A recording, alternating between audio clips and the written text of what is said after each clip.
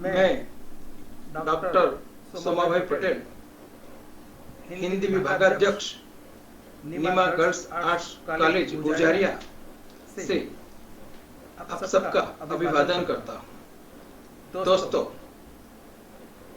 हेमचंद्राचार्य उत्तर Gujarat university Patan द्वारा कार्यान्वित BA programme के सेमेस्टर 3 में आपका स्वागत है। सेमेस्टर 3 अर्थात 6 माही सत्र 3 में हिंदी विषय का आज हम पाठ्यक्रम का परिचय प्राप्त करने जा रहे हैं। आपने वैसे हिंदी कला स्नातक हिंदी के सेमेस्टर 1 और सेमेस्टर 2 पास किया और आज सेमेस्टर 3 में शामिल हुए हैं। हिंदी विषय का सेमेस्टर 3 जब आप अटेंड करने वाले हैं, पाठ्यक्रम पढ़ने वाले हैं, तो आपको यह ज्ञात हो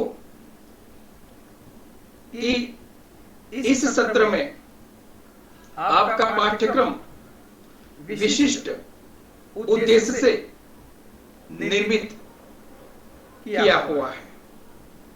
आपने सेमेस्टर 1 और सेमेस्टर 2 में पाठ्यक्रम में हिंदी विषय में जिन विधाओं का अभ्यास किया है, उनसे अलग विधाओं का आपको यहां अभ्यास करना है। अर्थात कला स्नातक बीए के हिंदी छात्र पूरा प्रोग्राम अर्थात डिग्री प्राप्त करेंगे, तब तक हर सत्र में अलग अलग विधाओं को पाठ्यक्रम के जरिए पढ़ेंगे। यहाँ इसी उपक्रम से आपका सेमेस्टर 3 में प्रश्न पत्रों का चयन किया गया है। आपने सेमेस्टर प्रथम और द्वितीय में सहज रूप से दो कोर्स पढ़े हैं, अर्थात दो प्रश्न पत्र पढ़े हैं। यहां पर सेमेस्टर 3 में आपको अर्थात हिंदी विषय जिन्होंने मुख्य रखा है, उनको कुल मिलाकर हिंदी के 3 कोर्स पढ़ने हैं, अर्थात 3 प्रश्न पत्र पढ़ने हैं। वे हैं कोर कंपलसरी अर्थात सीसी 303, दूसरा कोर कंपलसरी अर्थात सीसी 304 और कोर कंपलसरी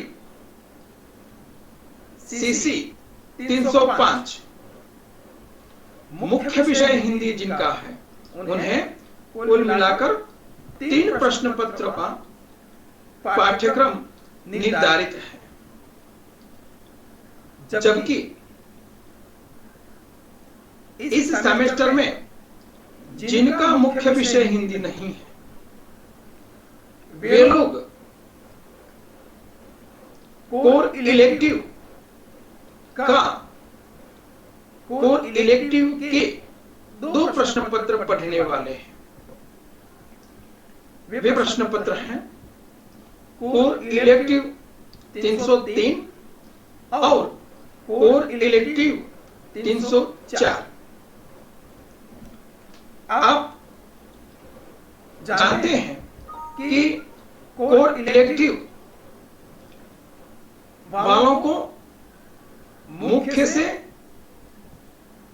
एक प्रश्न पत्र कम है, 2 प्रश्न पत्र है। खासकर यह जाने कि प्रश्न पत्र हम कहें कि 303 है, वह सीसी अर्थात मुख्य वाले छात्रों को और जिनका प्रथम गौण है इलेक्टिव वाले छात्रों को, सीई वालों को कॉमन रूप से रहेगा। मतलब 303 मुख्य वालों को और प्रथम गौण वालों को समान रूप से पढ़ना है प्रश्न पत्र, और इसके लिए कोर्स निर्धारित किया गया है जो 4 क्रेडिट वाला है, अर्थात 4 श्रेयांश से। इस कोर्स का शीर्षक है मध्यकालीन काव्य। दोस्तों, इस 6 माही में आप काव्य और उसमें भी सीमा निर्धारित है कि मध्यकालीन काव्य को पढ़ने वाले हैं। आपके इस कोर्स में पाठ्य पुस्तक के रूप में मध्यकालीन हिंदी काव्य निर्धारित है, जिसके संपादक हैं शिव कुमार मिश्र, अर्थात शिव कुमार मिश्र द्वारा संपादित मध्यकालीन हिंदी काव्य पाठ्य पुस्तक है। और इस पुस्तक में मध्यकालीन कवियों का संकलन है, कवियों और कविताओं का संकलन है। लेकिन आप ध्यान रखें कि उनमें से, उन मध्यकालीन कवियों में से आपके पाठ्यक्रम में सिर्फ 3 ही कवि रखे गए हैं। प्रथम कवि हैं कबीर, मध्यकालीन संत कवि कबीर जो आपको पढ़ना है उसमें भी चौकस निर्धारित दोहे हैं। दोहों का क्रम है 1 से लेकर 40 तक, और कबीर के पद जो है वे 10 पद आपके पाठ्यक्रम में है। अर्थात कुल मिलाकर कबीर की छोटी छोटी रचनाएं आपको 50 पढ़नी है। मतलब दोहे और पद कुल मिलाकर 50 पढ़ने हैं। कबीर का जीवन, कबीर का कवन, कबीर की काव्य कला, कबीर की भक्ति भावना, कबीर के राम और कबीर की भाषा आदि मुद्दे यहां प्रमुख रूप से रहेंगे। दूसरा कवि तुलसीदास है। इस कोर्स में तुलसीदास की रचनाओं में रामचरितमानस के सिर्फ 1 से 6 पद पढ़ने हैं, दोहावली के 1 से 20 पद पढ़ने हैं, कवितावली के 1 से 10 पद पढ़ने हैं, गीतावली के सिर्फ 2 पद पढ़ने हैं, और विनय पत्रिका के 8 पद हैं। ध्यान यहां रखने की बात यह है कि तुलसीदास के इन रचनाओं अर्थात रामचरितमानस, दोहावली, कवितावली, गीतावली और विनय पत्रिका, उनके यहां पाठ्यक्रम में चयन किए गए पदों के आधार पर आपको तुलसीदास को पढ़ना है, समझना है और जानना है। तुलसीदास की भक्ति भावना, तुलसीदास के राम, तुलसीदास के रामचरितमानस के आधार पर उनका मूल्यांकन, तुलसीदास की इन रचनाओं के आधार पर काव्य कला अर्थात तुलसीदास का भाव पक्ष और तुलसीदास का कला पक्ष आप पढ़ने वाले हैं। तीसरा कवि गणानंद है। मध्यकालीन कवि गणानंद के 1 से 20 पद आपके पाठ्यक्रम में निर्धारित है। इन कवियों में से 3 कवियों में से जो पदों का संदर्भ आपको परीक्षा के रूप में पढ़ने हैं, वे सिर्फ कबीर और तुलसीदास के रहेंगे। गणानंद को यहाँ सशस्त्र व्याख्या में समाविष्ट नहीं किया गया है, अर्थात आपका जब परीक्षा लक्ष्य मूल्यांकन होगा तब गणानंद के पदों की व्याख्या आपके मूल्यांकन के लिए इतनी जरूरी नहीं है, अर्थात गणानंद प्रश्नों के लिए आवश्यक है। गणानंद की प्रेम व्यंजना, गणानंद की विरह वेदना, गणानंद की भाषा शैली और गणानंद की काव्य कला, इतने पॉइंट आपको खास तरह से तैयार करने हैं।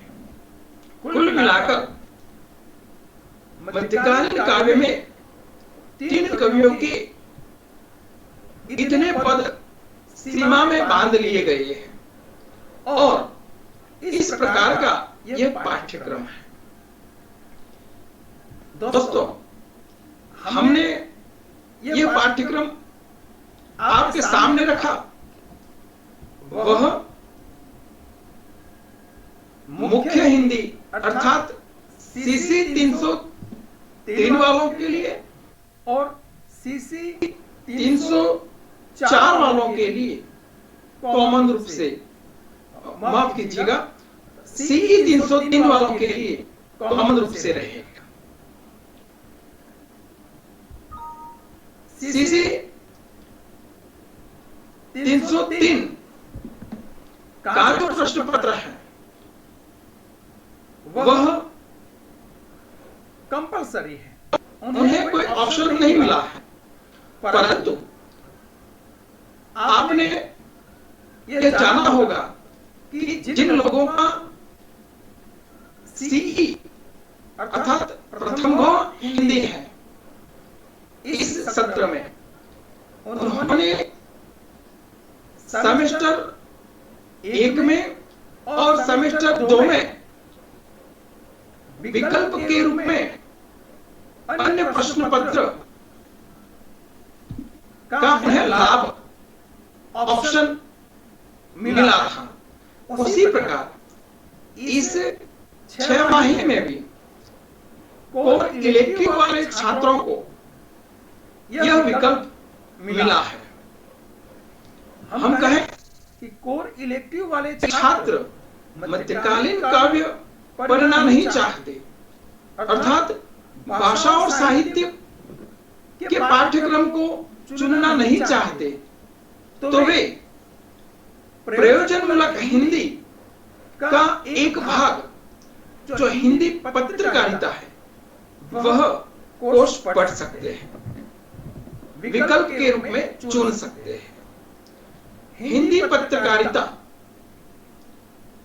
आप जानते हैं कि यह विषय पत्रकारिता के फील्ड में, जर्नलिज्म के फील्ड में बड़ा ही उपयोगी सिद्ध होने वाला है। इस प्रश्न पत्र में पत्रकारिता का परिभाषा और स्वरूप, उसके प्रकार, उद्भव और विकास, साथ साथ समाचार पत्र और उससे संलग्न सारी बातें पत्रकारिता का महत्वपूर्ण भाग संवाद, तो संवाददाता की योग्यता, संवाददाता का की कार्य पद्धतियां आदि पाठ्यक्रम में निर्धारित है। हम ये जाने कि सीसी 303 और सीई 303 के पाठ्यक्रम का विशिष्ट उद्देश्य रहा है। वह यह है कि छात्रों में विशिष्ट प्रकार की भावभूमि बनी रहे, छात्र भक्ति भावना अपने अंतर्मन में बनाए रखें, छात्र मध्यकालीन युग के सारी विशेषताएं अथवा प्रवृत्तियां जैसे कि गुरु की महत्ता, जीवन में नीति का मूल्य, जीवन में सामाजिक मध्यकालीन युग की समस्याओं का निरूपण आदि से अवगत हो। साथ साथ छात्र हिंदी काव्य के स्वरूप से भी परिचित हो। और इलेक्टिव वाले और विकल्प रखने वाले छात्र खासकर पत्रकारिता से परिचित हो। पत्रकारिता में कौन कौन सी चैलेंज है, पत्रकारिता का फील्ड किस प्रकार समाज के लिए उपयोगी है, पत्रकारिता के क्षेत्र में जाकर व्यक्ति किस प्रकार राष्ट्रीय भावना और राष्ट्र के विकास में अपना योग दे सकता है, ये सारे उद्देश्य इस कोर्स के रहे हैं। ये तो बात हुई सीसी और सीई 303 की। दोस्तों, दूसरा प्रश्न पत्र भी मुख्य अर्थात सीसी वालों के लिए 304 है और प्रथम गौण अर्थात सीई 304 के लिए निर्धारित है और यह पाठ्यक्रम भी अलग विधा को लेकर संरचित है। यह ज्ञात हो कि 304 प्रश्न पत्र 303 प्रश्न पत्र की तरह सीसी के छात्रों के लिए और सीई के छात्रों के लिए कॉमन रूप से है। दोस्तों, इस पाठ्यक्रम में कुल मिलाकर 4 श्रेयांक अर्थात 4 क्रेडिट पाठ्य पुस्तक के रूप में यहां 7 श्रेष्ठ एकांकी को चुना गया है, जिसके संपादक पंडित गया प्रसाद है। आप जाने कि 7 श्रेष्ठ एकांकी में कुल मिलाकर 7 एकांकियां हैं। अलग अलग एकांकीकारों की रचनाएं हैं, परंतु हमारे पाठ्यक्रम में कुल 6 एकांकी रखी गई है। एक एकांकी जिसका नाम है स्ट्राइक। स्ट्राइक एकांकी इस संपादित अथवा संकलन में संकलित है, लेकिन कला स्नातक के इस सत्र के छात्रों के इस प्रश्न पत्र में स्ट्राइक एकांकी पाठ्यक्रम में नहीं, यह खास समझ ले। हमारा मूल्यांकन 6 इकाइयों द्वारा होगा। हमारा पठन अध्ययन 6 इकाइयों द्वारा होगा। इस संकलन में दीप्तांत जैसी 6 कहानियां अलग अलग फील्ड की अर्थात अलग अलग विषय की है। एक में आदर्श राष्ट्र भावना है, तो दूसरे में पारिवारिक भावना को बनाए रखना और संयुक्त परिवार पर बल देना, ऐसे विषय वैविध्य को लेकर यह पाठ्यक्रम है। दोस्तों, इस पाठ्यक्रम से हमें अर्थात छात्रों को क्या मिलेगा? ये सवाल आपके सामने है। तो कहें कि इस पाठ्यक्रम का क्या उद्देश्य है? समझ ले कि इस पाठ्यक्रम में निर्धारित एकांकियों का विचार जो है, आशय जो है, वही छात्र पढ़ेंगे तो अवश्य छात्रों में राष्ट्र भावना के प्रति लगाव, राष्ट्र के प्रति लगाव होगा।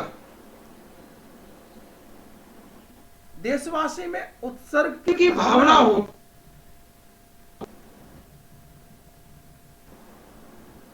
समाज में आज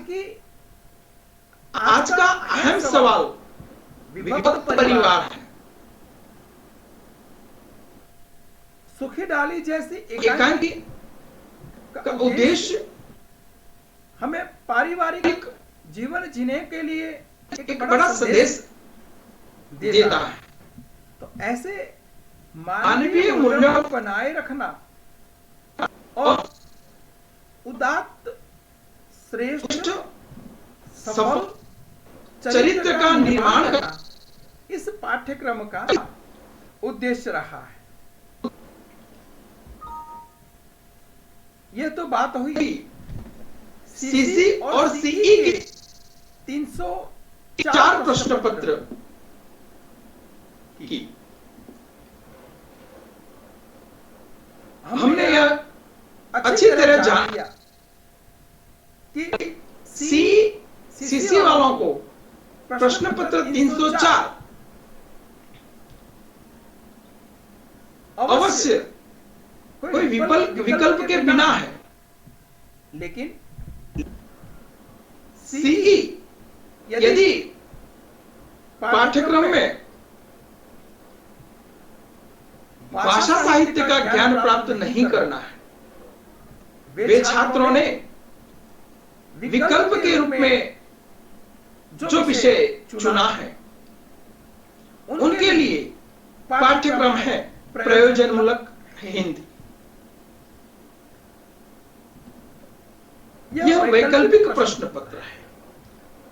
मैं फिर से कह दूं कि यह कोर इलेक्टिव छात्रों के लिए है और इसके पाठ्यक्रम में मातृभाषा, माध्यम भाषा, राजभाषा, राष्ट्रभाषा और सृजनात्मक भाषा का समावेश हुआ है। साथ साथ दृश्य श्रव्य माध्यमों जैसे कि रेडियो रूपांतर, माध्यमों में प्रयुक्त विज्ञापन के प्रकार, विज्ञापन लेखन में कौन सी बातें ध्यान में रखनी है, वे माध्यम के रूप में फिल्म का पूरा ढांचा, फिल्म निर्माण में आवश्यक बिंदु और फिल्म के शूटिंग दौरान जो कार्य पद्धति है वह इतने मुद्दे इस प्रश्न पत्र में समाविष्ट है। सीई 304 के प्रश्न पत्र में पाठ्यक्रम के रूप में प्रयोजनमूलक हिंदी को चुना गया है। तो इस पाठ्यक्रम का उद्देश्य उनके लिए यह है कि छात्र राजभाषा, राष्ट्रभाषा हिंदी से अवगत हो। राष्ट्रभाषा क्यों राष्ट्रभाषा का पद उसने प्राप्त किया, उससे अवगत हो। साथ साथ दृश्य श्राव्य साधनों और उसकी प्रक्रियाओं से अवगत हो। कुल मिलाकर छात्र में व्यावसायिक क्षेत्र में जाने के लिए यह उन छात्रों का मनोबल मजबूत करने के लिए यह पाठ्यक्रम निर्धारित हुआ है। हमने जाना, फिर से दोहरा ले बात, कि सीसी 303 और 304 प्रश्न पत्र तथा सीई 303 और 304 प्रश्न पत्र से हम उसके पाठ्यक्रम से हम अवगत हुए। अब इस 6 माही में एक प्रश्न पत्र 305 है, वह सीसी 305 है, अर्थात मुख्य हिंदी विषय रखने वालों के लिए यह प्रश्न पत्र कंपल्सरी है। मतलब मुख्य हिंदी रखने वालों के लिए 3 प्रश्न पत्र है, 303, 304 और 305। यह प्रश्न पत्र कोर इलेक्टिव वालों के लिए नहीं है। कोर इलेक्टिव वालों को अपने मुख्य विषय का प्रश्न पत्र 305 पढ़ना है। यहाँ हिंदी मुख्य वालों के लिए 305 पाठ्यक्रम है। यहां से मुख्य विषय हिंदी रखने वालों के लिए एक इतिहास पठन का प्रारंभ शुरू होता है। इसलिए इस प्रश्न पत्र में पाठ्यक्रम के रूप में प्राचीन एवं मध्यकालीन हिंदी साहित्य का इतिहास विषय शीर्षक है। कहने का मतलब है कि हिंदी साहित्य के इतिहास प्राचीन युग से आज तक के इतिहास में से इस सेमेस्टर के मुख्य हिंदी वाले छात्रों को पढ़ना है प्राचीन एवं मध्यकालीन हिंदी साहित्य का इतिहास। दोस्तों, इसमें भी कुल मिलाकर 4 श्रेयांक है, 4 क्रेडिट है, 4 इकाइयों में विभाजित है। यहां हिंदी साहित्य के इतिहास लेखन की प्रवृत्ति का सामान्य परिचय छात्रों को मिलेगा। साथ साथ लेखकों द्वारा हिंदी साहित्य के इतिहास का जो काल विभाजन है, अलग अलग विभागों में इतिहास को विभाजित किया गया है, उसको जिन इतिहासकारों ने विभाजन किया है उसका सैद्धांतिक अध्ययन करना है। साथ साथ आदिकाल का नामकरण, आदिकाल की समयावधि, आदिकालीन परिवेश तथा आदिकालीन प्रमुख साहित्य, सिद्ध साहित्य, रासो साहित्य, नाथ साहित्य, लौकिक साहित्य, जैन साहित्य आदि की प्रवृत्तियां और उस साहित्य के कला पक्ष तथा भाव पक्ष का अध्ययन है। दूसरी इकाई भक्ति काल की पूर्व पीठिका और भक्ति आंदोलन है। दोस्तों, भक्ति काल मध्यकाल का भाग है। मध्यकाल में भक्ति काल और रीति काल है। अब को यहां सिर्फ मध्यकाल के भक्ति काल को पढ़ना है। भक्ति काल में भी कुछ मुद्दे निर्धारित हैं, उतने ही पाठ्यक्रम में वे हैं भक्ति का उद्भव विकास, भक्तिकालीन परिस्थितियां, भक्ति काल के काव्य आंदोलन, निर्गुण भक्ति का स्वरूप, भक्ति के प्रकारों में यहाँ ज्ञानाश्रयी भक्ति की निर्गुण शाखा और निर्गुण में भी संत काव्य परंपरा और संत काव्य की विशेषताएं तथा सूफी काव्य परंपरा और सूफी काव्य की विशेषताएं आपको पढ़ना है।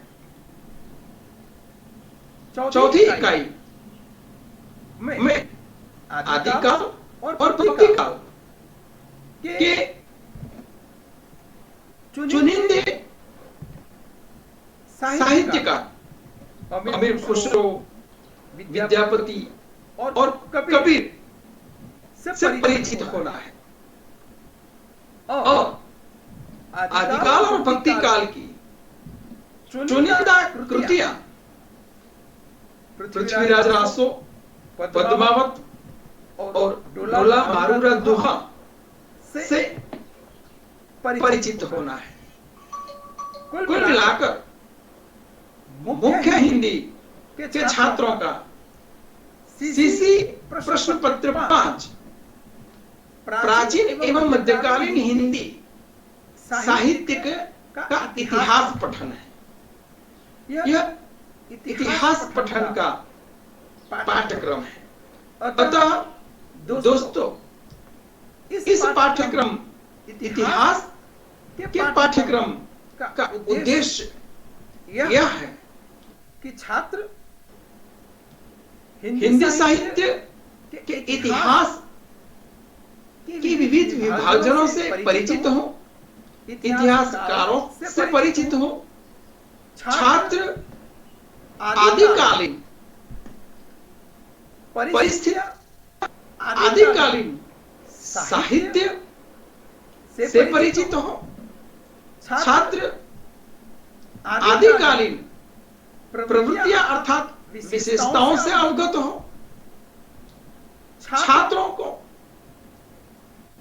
संत काव्य परंपरा और निर्गुण की ज्ञानाश्रयी शाखा, भक्ति शाखा की विशेषताओं का ज्ञान मिले और प्रेमाश्रयी अर्थात सूफी काव्य के जरिए छात्र सूफी भक्ति से परिचित हो। यह इस पाठ्यक्रम का उद्देश्य है। दोस्तों, तो आज हमने यह छात्र के सामने छमाही 3 अर्थात सेमेस्टर 3 का पाठ्यक्रम गठन प्रस्तुत किया। इस पाठ्यक्रम का अच्छी तरह से अध्ययन करना है। इसलिए छात्रों को पाठ्यक्रम के मुद्दों को पहले से ही लक्ष्य कर देना है। इसके लिए हमने पाठ्यक्रम संरचना का यह प्रास्ताविक ज्ञान आपको दिया।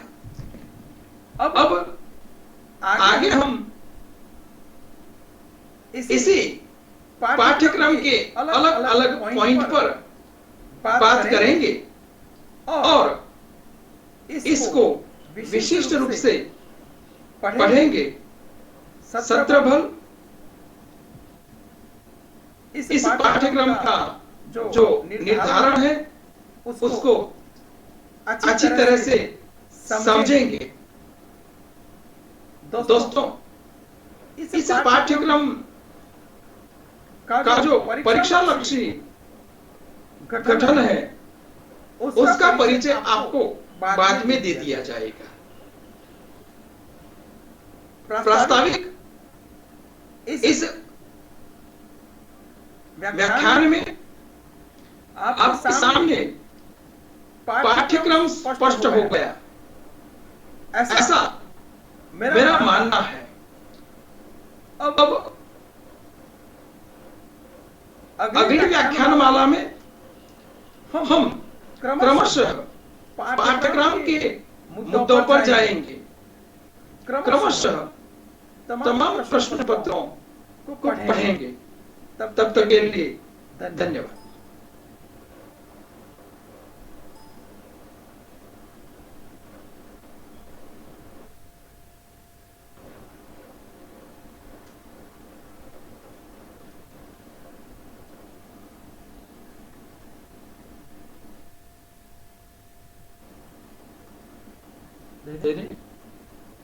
इधर